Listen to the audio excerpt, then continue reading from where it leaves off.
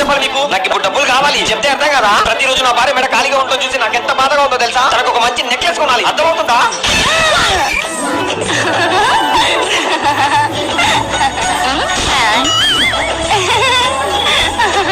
నా డబ్బులు నాకు ఇస్తే బాగుంటుంది, లేకపోతే నేనేం చేస్తున్నా నాకే తెలియదు. ఏంటి ఇదే మాట నా భార్యతో చెప్పించాలా? తన మీద పౌరుషం లేదు కాదు. ఒక్క నిమిషం జని, డబ్బులు ఇయ్యాలా? అడుగు.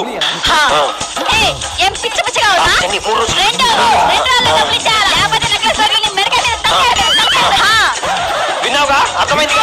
రెండు రోజులు డబ్బులు ఇయ్యాలా? ఎవరు సిద్ధు?